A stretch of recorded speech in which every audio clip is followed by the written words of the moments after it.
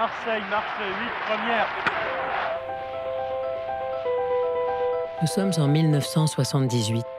Georges Marchais, le secrétaire général du Parti communiste français, est en campagne à Marseille.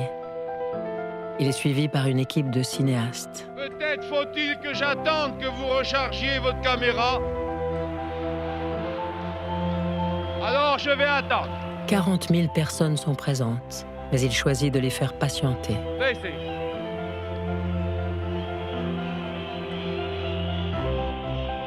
En homme d'image, Georges Marchais sait à quel point le cinéma est essentiel pour ce que les communistes appellent encore la propagande de parti.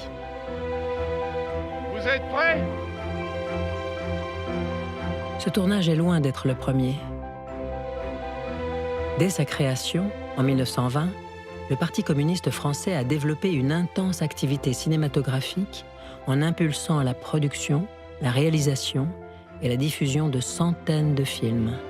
La vie est à nous. Il a maintenant une valeur plus historique que cinématographique, mais il y avait le style de Renoir. Unique dans le champ politique français, le PCF peut être considéré comme le parti du cinéma. Grandiose, vraie casquette de salopard.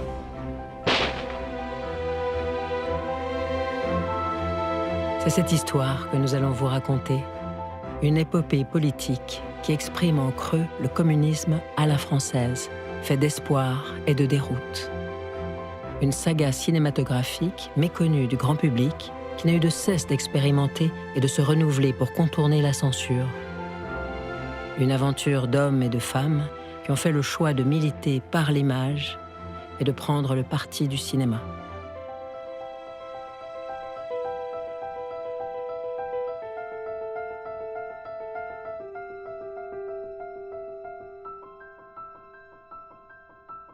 Tu veux démolir les machines? Oui, je veux tout démolir, je m'en fous de ce qui arrivera. Mais laisse ça, c'est toi qui es fou. Les machines, ils en commanderont d'autres et toi, tu iras en tôle. Et puis sérieusement, c'est pas les machines. Regarde en Russie, ils sont arrivés à diminuer la journée de travail et à augmenter les salaires grâce aux machines. Mais ici, les gros, ils préféreraient nous laisser crever de faim plutôt que de baisser leurs bénéfices. En 1936, le Parti communiste français produit « La vie est à nous ». La réalisation de ce film est confiée à Jean Renoir. Pour la première fois, un parti politique produit un long métrage dans des conditions professionnelles, avec l'ambition de le diffuser dans les salles de cinéma. Camarades, au lieu de nous donner la semaine de 40 heures payées 48, ils nous diminuent le prix des pièces et ils font des chômeurs. Ça peut pas continuer. Pour le PCF, c'est l'aboutissement d'un processus engagé 15 ans plus tôt. En décembre 1920, le Congrès socialiste, réuni à Tours, s'achève sur une scission. Le Parti communiste voit le jour. Suivant le modèle soviétique, tous les moyens de propagande possibles doivent être utilisés. Le cinéma apparaît d'emblée très approprié pour faire de l'agitation politique. Accessible à tous, jouant sur une illusion de réel et potentiellement reproductible à l'infini, c'est pour Lénine le plus important de tous les arts. Le PCF connaît ses premiers grands succès électoraux en 1935. Les nouvelles municipalités communistes de la banlieue parisienne deviennent immédiatement un terrain d'expérience cinématographique. Des courts-métrages documentaires sont commandés pour promouvoir l'action des maires communistes. Parmi ces films, Les Châteaux du Bonheur est financé en 1936 par la ville de Gennevilliers. Chers enfants, chers et chers camarades, le film qui va se dérouler devant vous va vous montrer quelques-uns de nos efforts et en particulier les résultats obtenus à notre patronage municipal et dans nos 2 colonies de vacances. Cette mise en scène du maire Jean Grandel, bien qu'un peu maladroite, est une tentative de communication directe par le cinéma qui est vraiment novatrice pour l'époque. Le jour du départ aux colonies de vacances est enfin arrivé. Les mamans donnent les dernières recommandations. Surtout, sois bien sage, tu nous écriras. Ah, on promet tout, tant on est content de partir. Quitte à ne pas toujours tenir ses promesses.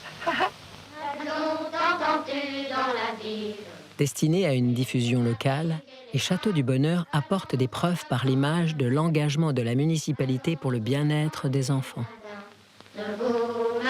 Les journées sont rythmées par de nombreuses activités, dont certaines sont particulièrement fougueuses.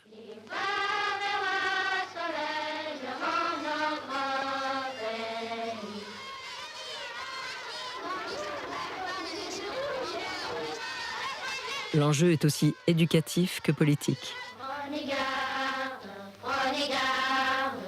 Il s'agit de montrer la capacité d'encadrement et d'organisation des communistes du berceau au tombeau. L'hygiène, la santé et surtout l'alimentation sont attentivement surveillés.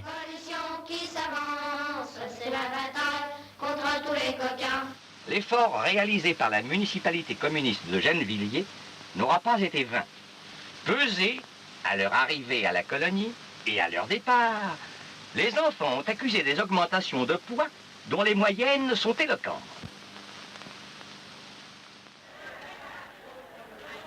Au milieu des années 30, les communistes, les socialistes et les radicaux s'unissent pour faire barrage au fascisme.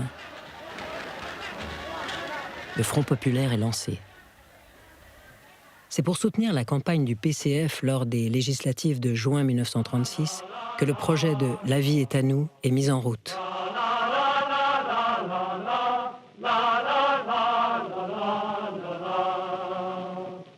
Nous, communistes, qui voulons bâtir un monde nouveau, nous sommes tout naturellement... L'idée vient de Jacques Duclos, responsable de la propagande du parti et grand amateur de cinéma. Par l'entremise de l'écrivain communiste Louis Aragon, le réalisateur Jean Renoir est sollicité. Il a alors une dizaine de films à son actif. Il n'est pas connu pour ses idées de gauche et hésite à participer. Mais il partage sa vie avec la monteuse Marguerite Houlet, qui est proche des milieux communistes. C'est sans doute elle qui le pousse à accepter. Camarade, tu n'es pas seul. Au plus profond de ta détresse, tu n'es pas seul. Le ciel est sombre, l'avenir t'apparaît noir, la vie te semble sans espoir. Camarade, reprends courage, tu n'es pas seul. Camarade, la vie est à nous. Tournée et montée en à peine un mois, La vie est à nous invente le film militant en mêlant fiction, documentaire et même actualité cinématographique détournée. Plusieurs registres sont convoqués, du tragique au plus comique.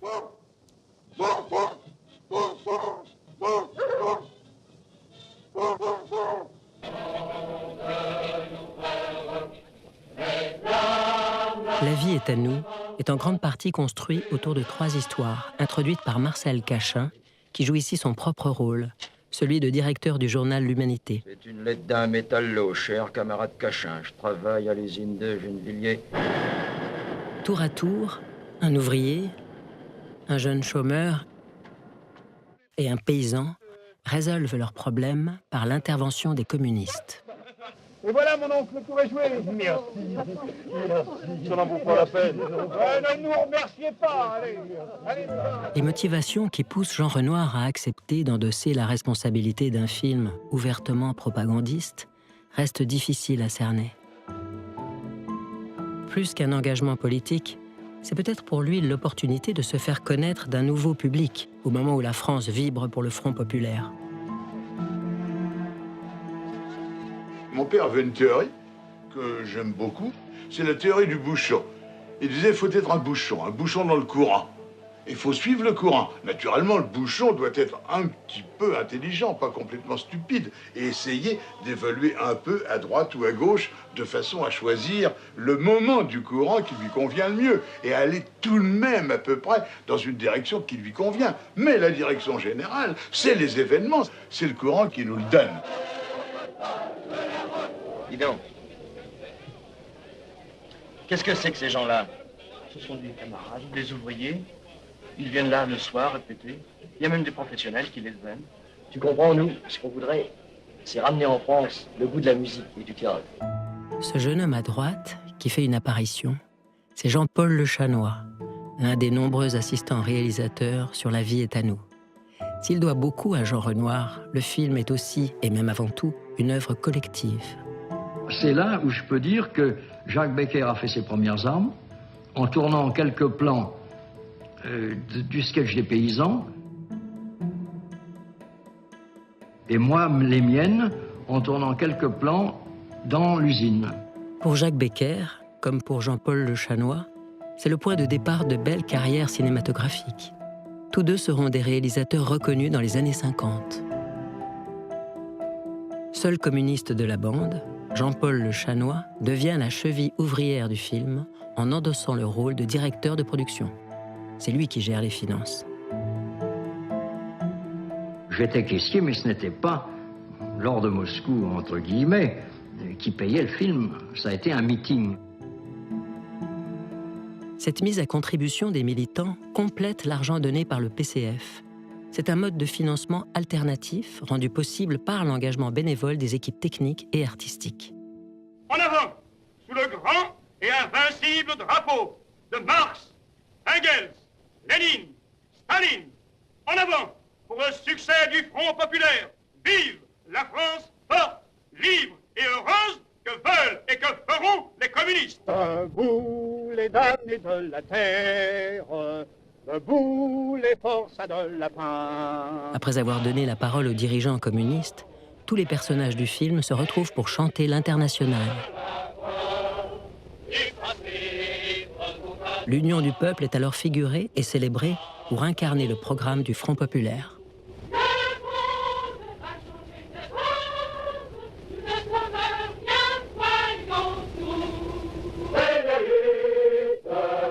Quand le film a été montré, on était tous évidemment un peu impatients de savoir ce que le Parti communiste allait en penser.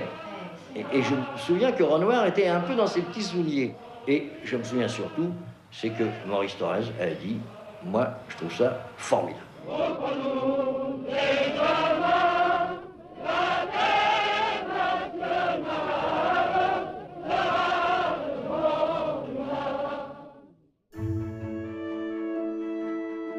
Les élections ont lieu un mois plus tard. Des voitures et des projecteurs 16 mm sont achetés par le PCF pour que le film puisse être montré n'importe où. En mai 1936, le Front populaire l'emporte. Cette victoire politique renforce la dynamique cinématographique. Quand nous chanterons le temps des cerises, et guerre rossignol, et vers le moqueur, seront tous en paix. Le temps des cerises, lui, est un film qui a été repris à la suite du succès de La vie est à nous. Jacques Duclos, il a demandé, il a dit, il faudrait que nous fassions un film sur ce problème des vieux travailleurs. Comptez sur nous, vieux papa et vieille maman, qu'accable trop souvent un destin cruel. Nous crierons tellement fort qu'on finira par nous entendre. Avec Le temps des cerises, Jean-Paul Le Chanois gagne ses galons de réalisateur. Le film soutient une mesure phare du Front populaire et reprend les codes narratifs de La vie est à nous. Mais qu'est-ce que vous avez vu? On a vu les vieux. Les vieux? Quels vieux? Les vieux? 20 000 vieux venus de partout pour réclamer leur retraite. Les rues étaient pleines de vieux. Moi aussi, l'autre jour, j'ai vu ça. Quand on m'a chassé, quand vous m'avez retrouvé dans la rue. Partout, je ne voyais que des vieux. Ceux qui sont assis sur les bancs. Ceux qui ouvrent les portières et ceux qui ne peuvent plus les ouvrir. Ceux qui vendent les journaux avec des voix qu'on n'entend plus. Ceux qui tirent, qui poussent des charrettes trop lourdes. Le temps des cerises sort dans les salles de cinéma. Mais la critique et la réception du public sont mitigées. Dépasser l'entre-soi communiste pour toucher un large public n'est pas un objectif facile à atteindre. Juin 1940. La signature du pacte germano-soviétique entraîne l'interdiction du Parti communiste. Après la débâcle, le PCF devenu clandestin s'investit peu à peu dans la résistance. Déjà, avec les faibles moyens dont il dispose, quelques poignées de militants s'efforcent de répandre les mots d'ordre, de créer un réseau qui, malgré les consignes de Vichy et la surveillance de l'occupant, pourra atteindre jusqu'au plus petit village. La production cinématographique est au point mort. Et il faut attendre la libération pour voir des films qui reconstituent et glorifient l'action des résistants communistes. Il faut que le pays sache qu'il y a des Français qui luttent, qui refusent de se soumettre. La vieille demoiselle des PTT qui transmet les messages travaille pour la résistance. Le paysan qui ravitaille le maquis travaille pour la résistance. Le terroriste qui détruit les trains de munitions travaille pour la résistance.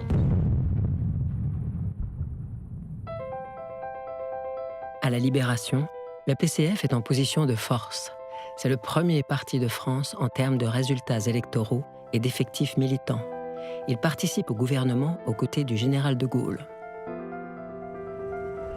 Le Parti communiste met en scène sa propre puissance en finançant un reportage consacré à la première fête de l'humanité de l'après-guerre. Il doit être diffusé en avant-programme dans les cinémas.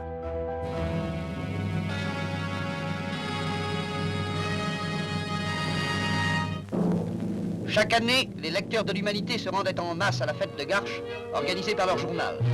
Après une interruption de 5 ans, imposée par l'occupation allemande, le Parti communiste, le plus grand parti français, et son journal L'Humanité ont renouvelé la tradition dans le magnifique bois de Vincennes, qui offre le cadre nécessaire pour accueillir 1 million de Parisiens. Et bientôt, apparaissent sur l'immense scène à 3 plateaux les premiers figurants du grand spectacle inédit monté à cette occasion, Ombre et Lumière.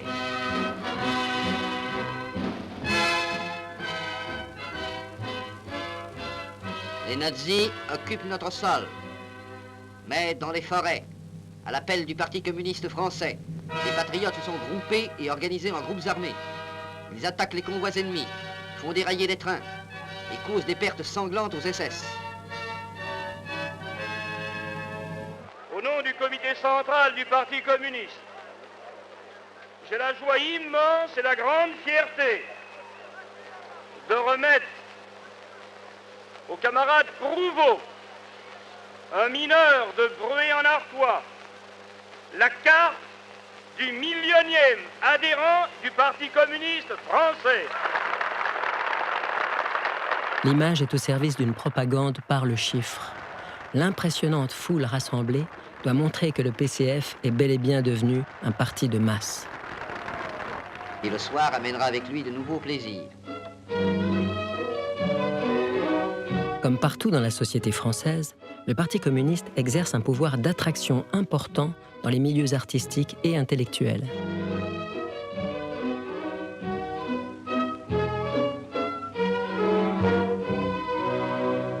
François! Oh, Madame de Rien! Dans le monde du cinéma, de nombreux professionnels adhèrent au PCF. Pour beaucoup, ils sont également membres de la CGT, le syndicat majoritaire parmi les techniciens du cinéma, qui est largement sous influence communiste. Certains compagnons de route deviennent rapidement célèbres dans l'après-guerre, comme Gérard Philippe, Yves Montand ou encore Simone Signoret.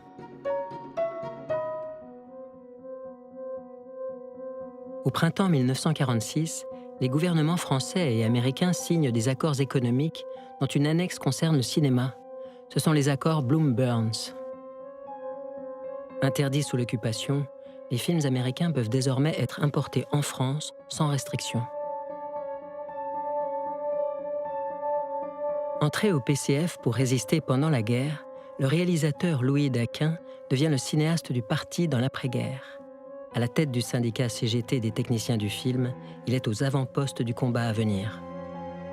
L'Amérique avait produit beaucoup de films pendant la guerre. Nous en avions produit très peu et ça aurait été vraiment l'invasion du marché français par le cinéma américain. Ça a été une très belle bataille qui s'est livrée. Soutenant les comités de défense du cinéma français, la CGT et le PCF relaient et amplifient les revendications tout en les utilisant pour dénoncer l'impérialisme américain. Les gens commençaient à avoir conscience que dans toutes les difficultés qu'avait la France, si on ne se défendait pas, eh bien l'Amérique, on allait avoir une nouvelle, pas une occupation, mais une colonisation très réelle. Spectateurs et amis du cinéma français, vous êtes tranquillement assis dans votre fauteuil, venus au cinéma pour vous distraire, et voici que ma voix, à travers une mince pellicule et un haut-parleur, vient troubler votre quiétude. C'est que, voyez-vous, le cinéma français a besoin de vous. Parce qu'il est en danger de mort. Ça a tout de même abouti à le vote à l'unanimité, moins une voix à l'Assemblée nationale, du fonds de soutien du cinéma, qui a été un ballon d'oxygène et prélevé aussi en partie sur les recettes des films américains.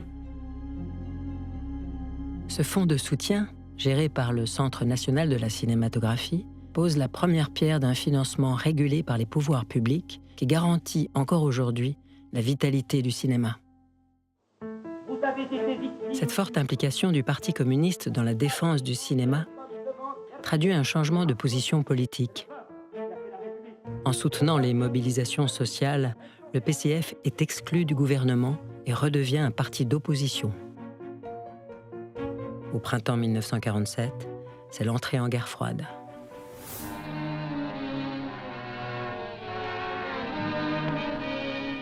La mine, paysages durs et sombres où la poussière noire recouvre tout. La mine, décor de roman, prétexte à belles images, source inépuisable d'effets faciles.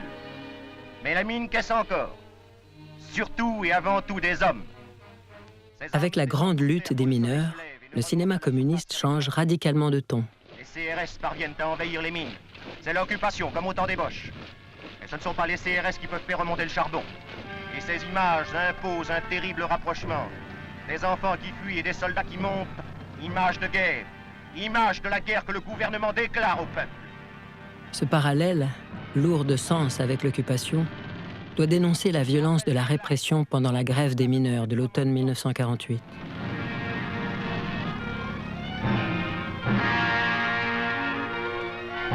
Réalisée collectivement, la grande lutte des mineurs a certainement été supervisée par Louis Daquin.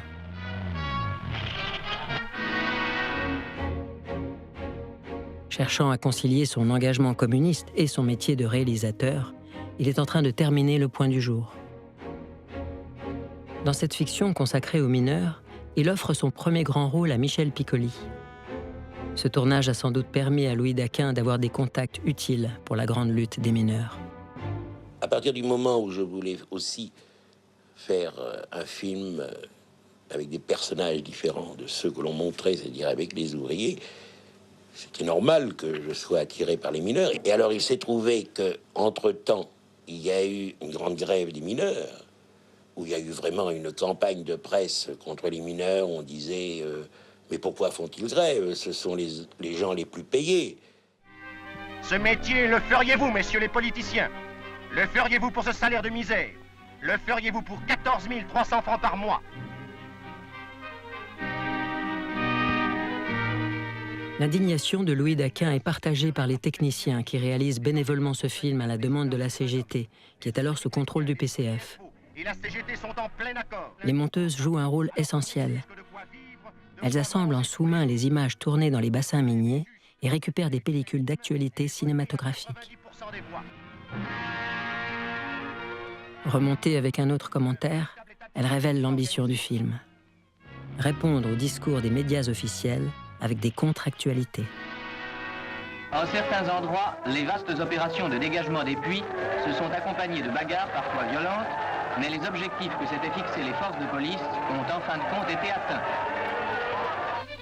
La police lance des bombes lacrymogènes importées d'Allemagne. Les mineurs aux mains nues ripostent avec ce qu'ils peuvent. Dans cette lutte inégale, ils parviennent encore à rendre coup pour coup avec ces armes improvisées. Et on trouvera la guerre froide est aussi une guerre des images. À peine terminé, le film est censuré. Les bobines de la grande lutte des mineurs sont saisies par le ministère de l'Intérieur, qui juge le film trop subversif. Il faudra attendre les années 70 pour qu'il soit visible. Dans ce contexte tendu, disposer de ses propres moyens de production et de diffusion est indispensable pour faire exister un cinéma de parti. Le PCF crée la société Procinex. Pour être efficace, sa gestion est confiée à un professionnel expérimenté, Claude Gégère. Il s'est illustré dans la lutte contre les accords Bloom-Burns alors qu'il était en poste au Centre national de la cinématographie. Révoqué en raison de ses idées communistes, il prend les rênes de Procinex pour accompagner la réalisation de nombreux courts-métrages.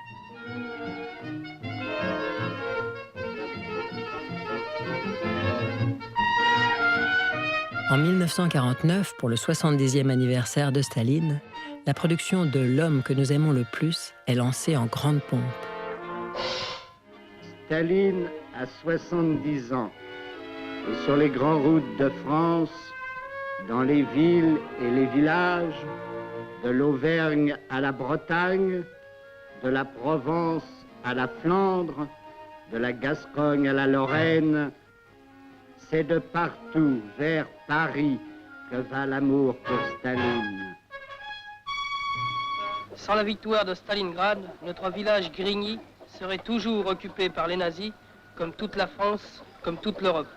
Aussi, nous tous, paysans de Grigny, nous souhaitons bon anniversaire et longue vie au généralissime Staline qui nous a libérés par sa victoire.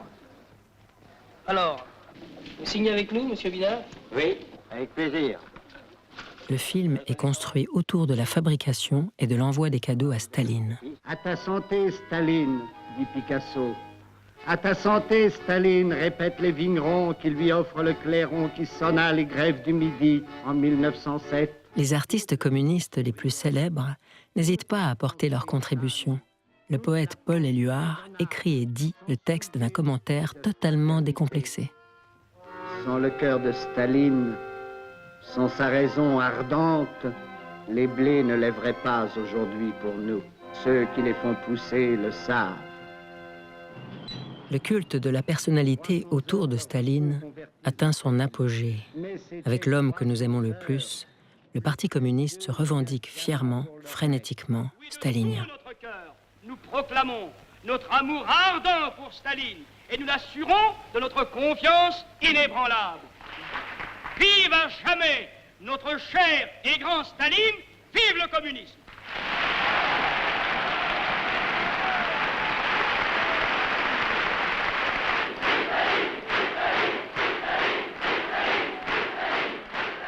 Comme les deux faces d'une même pièce, le pro-soviétisme va de pair avec une critique virulente des États-Unis.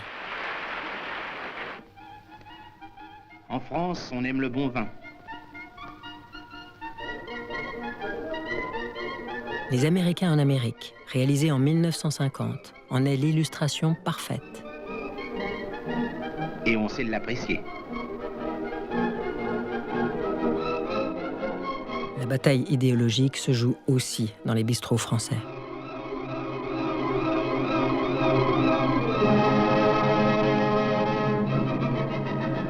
Du Coca-Cola.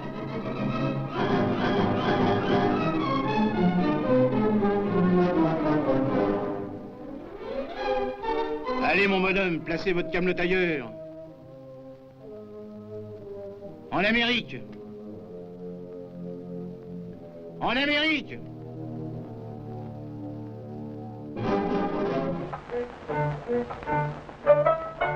Tunis, capitale de la Tunisie. Simultanément à ces projets impulsés par la direction du PCF, de jeunes cinéastes communistes, professionnels ou amateurs, prennent seuls l'initiative de réaliser des films en dehors de toute commande du parti. C'est un phénomène nouveau. Avec Raymond Vogel, Jean-Jacques Sirkis ou René Vauthier, un cinéma de francs-tireurs se développe. Tourné à quelques mois d'intervalle, Afrique 50 et Terre tunisienne peuvent être considérés comme les deux premiers films anticoloniaux français. Moi, Mohamed Belarbi, il y a quelques années encore, j'étais paysan. J'avais une terre à labourer. Je cultivais des légumes mûrissant au soleil dans l'attente du marché. Les petits-enfants pouvaient courir et s'amuser le long du chemin qui bordait notre maison pendant que la femme de mon fils mettait le pain au four. De cette vie laborieuse, il ne reste que ruines, des murs croulants et un foyer abandonné. Le tournage de Terre tunisienne a lieu pendant l'été 1950 avec une caméra 16 mm et de la pellicule payée par le Parti communiste tunisien. Dans ce pays qui est encore sous protectorat français, les prises de vue sont clandestines. Raymond Vogel et Jean-Jacques Sirkis se font passer pour de simples touristes, prenant le risque de se faire arrêter à tout moment. C'est ce qui leur permet d'enregistrer des images rarissimes pour l'époque, de la misère et de l'exploitation du peuple tunisien. Ils sont venus à Tunis rêvant d'une vie meilleure, mais pour avoir un toit, ils ont dû construire avec de la boue et des pierres. Une fois terminée, Terre tunisienne n'est pas diffusée. Le PCF ne s'intéresse pas à ce brûlot anticolonial et ne cherche pas à le soutenir, jugeant qu'il ne reflète pas suffisamment ses positions sur la question coloniale. Terre tunisienne apparaît donc comme un révélateur. Il est difficile pour les cinéastes communistes, professionnels ou amateurs, de s'affranchir de la direction du parti. Pour la libération nationale, pour la paix, la terre et le pain, les impérialistes croient pouvoir disposer de nous comme chair à canon. Mais nous ne sommes pas prêts à mourir pour le salut de notre oppresseur. Les blocages internes sont une première limite qui empêche la diffusion des films. Mais le principal obstacle vient surtout de l'extérieur. À l'heure de la guerre froide, la censure bat son plein. Pour des motifs politiques, tous les visas d'exploitation sont refusés. Si le PCF parvient à faire réaliser des films, il reste interdit de projection dans les salles. La diffusion est dans une impasse. En restant cantonné au réseau communiste, le cinéma de parti ne prêche finalement que des convaincus. Ce constat d'un certain échec amène le producteur Claude Gégère à développer de nouveaux projets cinématographiques au contenu moins politique. Le documentaire Mon ami Pierre et la fiction Ma Jeannette et mes copains jouent la carte du cinéma social et humaniste. Y a la mine, le charbon, le malorin, coup de pioche, coup de pompe, cigarette. Y a le boulot avec les copains, y a aussi l'amour de Jeannette, y a aussi l'amour de Jeannette. Pour toucher un large public, la chanson-titre est confiée au chanteur et comédien Mouloudji dans Ma Jeannette et mes copains et à Yves Montand dans Mon ami Pierre. Mon ami Pierre est capitaine sur le chalutier franc-tireur. 20 jours sur mer, 2 jours sur terre, 20 jours la mer, 2 jours Marie. Et l'année passe et c'est la vie. Le succès est au rendez-vous. Mon ami Pierre est primé à la Mostra de Venise en 1951. Convaincu qu'il y a une nouvelle voie à suivre, Claude Gégère dénoue les liens de Procinex avec le Parti communiste. Il abandonne les films militants pour la production de longs métrages de fiction. Novembre 56. La lueur blafarde de l'incendie allumé en Hongrie a fait croire un moment à la réaction que le socialisme allait être abattu. Après l'intervention sanglante de l'armée rouge à Budapest, le siège du PCF à Paris est saccagé par des manifestants anticommunistes. L'année 1956 est un choc. Le rapport Khrouchtchev vient de révéler les crimes du stalinisme. Le PCF refuse toute remise en cause et n'hésite pas à trahir la réalité des événements hongrois pour soutenir le grand frère soviétique. Mais le 44 est en flammes. Et la police a reçu l'ordre d'appréhender qui? Les camarades qui auraient pu voler au secours du siège de leur parti. À ceux-là, on interdit le passage pour laisser les mains libres aux autres. Éléments abreuvés de propagande anticommuniste et entraînés par des fascistes semblables à ceux contre lesquels l'Union soviétique était intervenue en Hongrie et qui s'apprêtaient à ranimer le spectre de la guerre au cœur de l'Europe. Cet aveuglement entraîne une hémorragie au sein du PCF. De nombreux militants et sympathisants, en premier lieu des intellectuels et des artistes comme le cinéaste Raymond Vogel ou le couple Montand-Signoret, quittent le parti. Un journal dans un matin de France, à Marseille. Pendant près d'une décennie, l'activité cinématographique se réduit considérablement et le PCF se recentre sur ses propres références culturelles et politiques. L'humain sur tous les chemins, l'humain dans toutes les mains. Bonjour, bonsoir, bon matin. Il y a le blé et le vin, il y a la laine et le lin, et l'humain dans toutes les mains, sur tous les chemins, l'humain. Aujourd'hui, ces travaux, vous étiez... Au milieu des années 60, la télévision débarque dans les foyers des Français et devient la principale source d'information et de divertissement. Le PCF commande un reportage dans l'esprit de 5 colonnes à la une, l'émission d'information la plus emblématique de l'époque. Le magazine Reflet suit notamment la venue du cosmonaute Youri Gagarin, qui déchaîne les passions à Paris et dans la cité qui porte son nom, à Ivry-sur-Seine.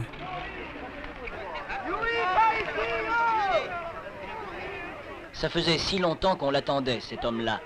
Et quand il est enfin venu à Paris, 2 ans après son exploit, ça a été une joie formidable dans toute la France.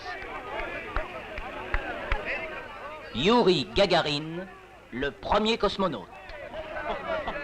Reflet poursuit la tradition des contre-actualités communistes tout en profitant des améliorations techniques et des caméras plus légères. On y sent à la fois l'influence du cinéma direct et de la télévision. Le dispositif du micro-trottoir fait son apparition. Qu'est-ce que ça représente pour vous, Youri Gagarin? La paix! Un homme et la grande paix! La paix? Oui. Merci, madame. Jeune homme, tu l'as vu, Youri Gagarin? Bah oui, là, je viens de le voir au moment où il était là, devant la voiture. Je pense qu'il sera assez Et dans la France des 30 glorieuses qui change à toute allure, la parole est également donnée aux jeunes, une classe d'âge qui prend une importance nouvelle dans la société. Ces jeunes, qui sont-ils? Nous les avons rencontrés au cours de leurs dernières vacances. Nous avons surpris leur jeu comme on surprend dans la jungle de jeunes animaux sauvages ou craintifs, en prenant bien garde de ne pas les effaroucher par nos interventions. Car une sorte de frontière sépare de leurs aînés ces garçons et ces filles, chez qui l'on découvre un appétit de vivre féroce et joyeux. Avez-vous une idée, une opinion politique?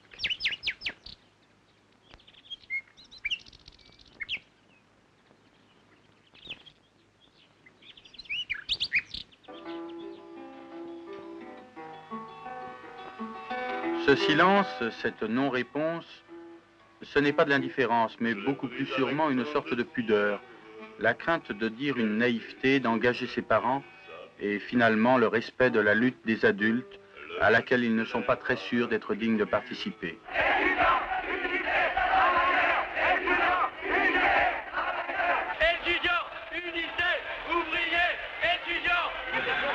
4 ans plus tard, en mai 68, ce sont pourtant eux qui tiennent le haut du pavé et secouent la France gaulliste.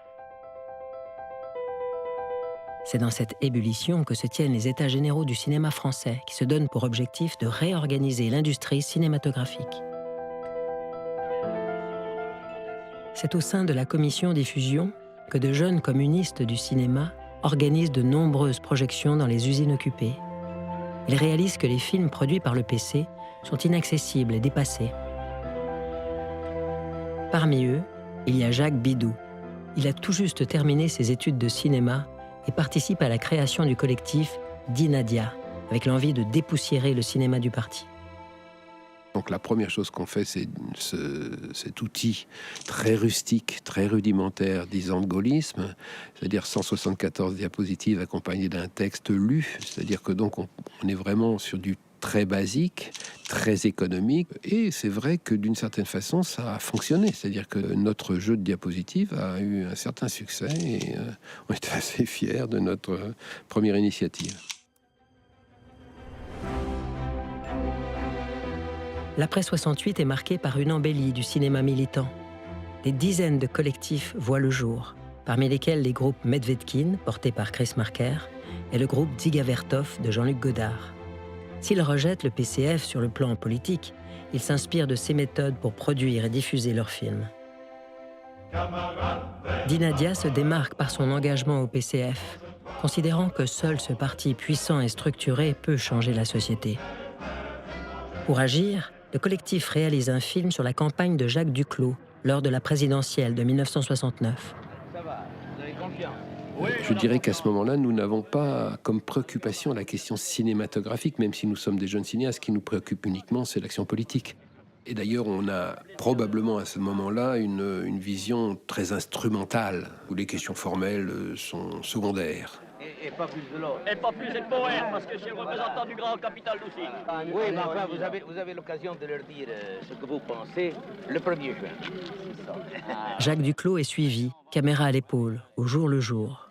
Ce qui permet d'être au plus près de l'événement politique et de mettre en scène la bonhomie du candidat. Les communistes dans la lutte documentent également l'irruption de la télévision dans la vie politique. Vous qui m'écoutez, vous Françaises et Français qui m'écoutez, vous n'avez pas vous exporté des milliards en Suisse pour jouer sur le Deutsche Mark. Moi non plus, je n'en ai pas exporté. Mais il y en a qui l'ont exporté. L'art de la petite phrase, l'adresse face caméra du candidat gouailleur qui cherche à se rendre sympathique et la mauvaise foi le soir du premier tour annoncent pour les années à venir la politique spectacle qui se développe avec l'essor de la télévision. Bon, allez. À voter. Monsieur Duclos, je crois que le problème maintenant, c'est le problème du deuxième tour. Ben, vous me demandez quelle sera l'attitude du Parti communiste. Écoutez, vous êtes trop en avance sur le temps. Vous faites la course contre la montre, mais moi, je ne marche pas. Oui, mais je ne marche pas dans une affaire comme celle-là. La campagne de Jacques Duclos est une réussite. Avec 22% des voix, il est 3e à l'issue du premier tour. Les communistes dans la lutte est largement diffusé dans les réseaux communistes, ce qui convainc la direction de donner de nouveaux moyens au collectif. Il devient la société de production Unicité, avec pour devise « Filmer pour un parti ». Des dizaines de films documentaires sont mis en route, en France et à l'étranger, grâce au financement venu du PCF. Certains thèmes de prédilection communiste sont repris, comme le film de banlieue. Pour renouveler l'approche, une réflexion sur la forme émerge progressivement. En 1973, dans « Vivre mieux, changer la vie », l'angle choisi est celui de l'intime. C'est en suivant le quotidien d'une famille d'ouvriers en région parisienne que le programme commun, autour duquel le PC et le PS viennent de s'unir, est présenté. Bernard Delbouy dit Nanar, 34 ans, marié, 3 enfants. Bien que cela n'apparaisse pas de ces images banales, et bien qu'il ne soit pas parmi les plus défavorisés, Bernard Delbouy et sa famille vivent mal, très mal. La crise leur colle à la peau. D'après ce que tu vas voir de ta vie, qu'est-ce qui pourrait changer pour toi avec le programme commun? L'ensemble du programme commun, ça va nous permettre de mieux vivre et de vivre pleinement notre vie. Ouais.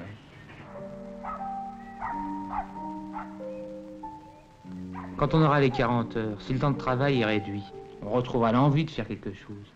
On aura le temps et le goût de vivre. Tous les gens qui en ont marre, ça se retrouve dans un bloc de grand ensemble comme celui de la Grande Banque. Il y a un effort qui a été fait pour le rendre plus agréable pour les habitants. Mais actuellement, les gens qui y habitent, ils n'ont pas le temps d'en profiter. Ils ont trop de soucis. La mise en scène cherche à exprimer l'espoir d'un avenir meilleur dans les grands ensembles construits par les municipalités communistes qui sont ici magnifiés par l'image. Je trouve qu'on peut avoir plaisir à flâner comme ça, à partir un peu à la découverte, tu vois. On a compris que sans écriture, ça ne fonctionnait pas. C'est-à-dire, ça ne touchait pas. Un grand cinéaste qui a des choses à nous raconter, un grand cinéaste documentaire ou fiction, mais documentaire, s'il n'y a pas de cinéma, ça ne marche pas. Si une conception de l'urbanisme comme celle-là était généralisée, les gens qui habitent ici, ils pourraient réellement vivre et profiter de ce corps. C'est un peu ça le programme commun.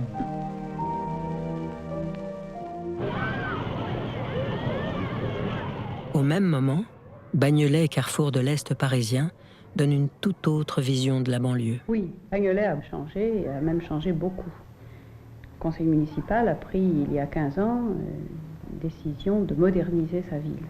Alors nous avons commencé par le plateau des Malassis, là où il y avait des terrains de culture. En jouant sur les références du cinéma expérimental, sur un ton décalé et ironique, le montage alterné révèle les paradoxes et les absurdités de la vie dans les grands ensembles, ce qui remet directement en cause l'action des élus communistes. On a rattaqué des chantiers sur un chantier existant, si bien qu'il y a énormément de gens qui se retrouvent dans la boue du matin au soir pour se rendre à leur voiture ou au métro.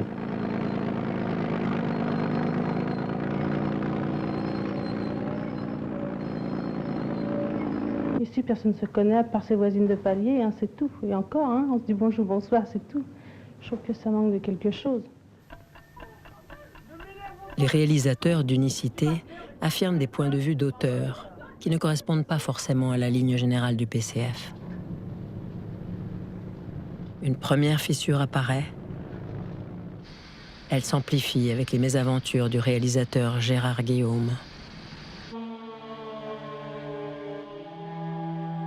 En pleine guerre du Vietnam, Gérard Guillaume entame une fresque documentaire.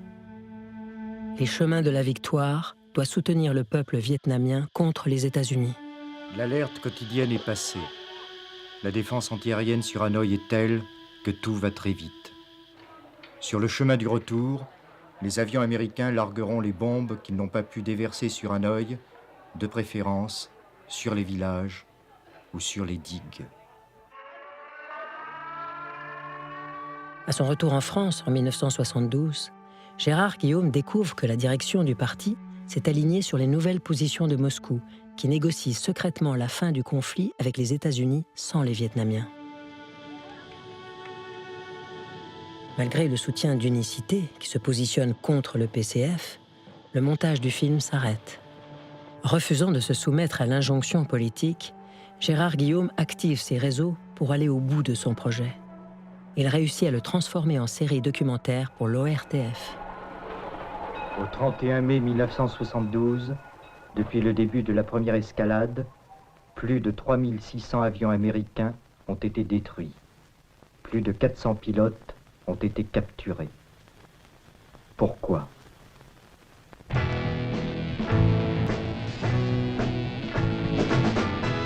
Même si des cinéastes comme Gérard Guillaume s'éloignent, le PCF reste un parti attractif, avec près de 500 000 adhérents en 1975. Pour élargir encore sa base militante, un nouveau film est commandé, L'Adhésion. Je suis communiste, pourquoi pas vous? Bonsoir. Daniel Auteuil y joue un jeune homme inquiet de voir sa compagne adhérer au PCF. Ça y est, j'ai atterri. Mon bichounou. Non, non, non, ils t'ont changé, je suis sûr, t'es plus comme avant. Oh, je suis comme avant, toi, bichounou. Allez, bisous. Non. Bisous. Non. Bisous. Bon.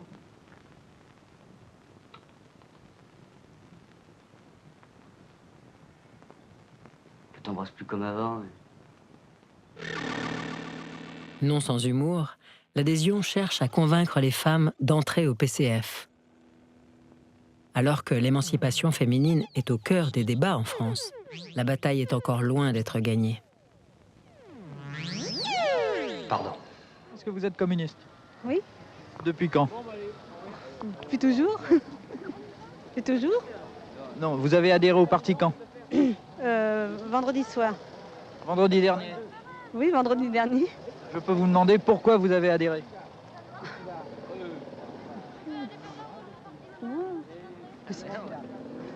C'est simple, je vais prendre la parole, puisque moi j'y suis depuis longtemps. Je fais partie du Parti communiste depuis X années, et que ma femme n'y était pas encore. Après la rupture du programme commun, le PS dépasse le PCF aux législatives de 1978. Le parti resserre le contrôle sur Unicité pour aller contre le basculement politique qui s'opère. Mais le problème reste le même. Les films ne touchent pas le grand public. Notre échec par rapport au fait que nous ne ferons pas la révolution de la communication par le cinéma en interne et que nous n'avons pas accès à ce qui est en train d'évoluer massivement, qui est la télévision.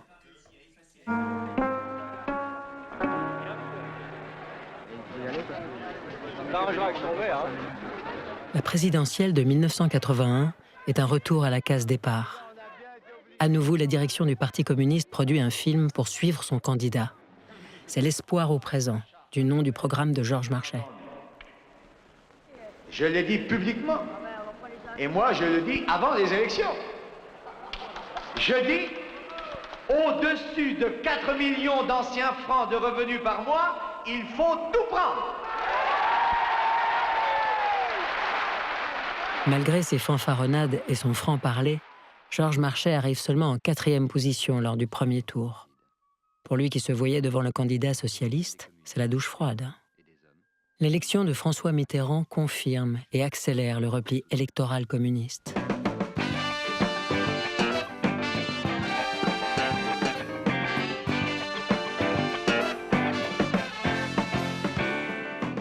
Dans un style télévisuel qui n'a plus rien de cinématographique, le reportage consacré à la fête de l'humanité de 1981 illustre cette période charnière. Les militants s'expriment sur la victoire de la gauche avec un enthousiasme relatif. La désillusion semble poindre, comme si le déclin politique du PCF était inéluctable. Je suis un enfant de la nature, un produit contre-culture. Le changement, c'est quoi pour vous? Le changement, c'est respirer un peu mieux, non? On respire un peu mieux depuis 10 semaines, non? C'est déjà un certain nombre de décisions qui sont prises, ça suffit peut-être pas, mais c'est déjà ça, non? On s'aperçoit que ça vient, mais tu vois, petit à petit. Là, on ne sait pas où on va, là, maintenant. Mais enfin, si les socialistes tiennent leurs paroles, on devrait être gagnant. Qu'est-ce que t'en penses? Ce film est l'une des dernières réalisations d'Unicité, qui cesse ses activités quelques années plus tard. L'érosion politique du Parti communiste entraîne la disparition de sa production cinématographique. Les années 80 actent le passage à la communication audiovisuelle. Il reste de cette histoire une aventure humaine et artistique, faite de figures populaires et charismatiques. Des centaines de films qui sont aujourd'hui le témoignage d'une culture propre au PCF. Et surtout, la trajectoire d'une force politique qui aura compris avant les autres l'importance de la propagande par l'image.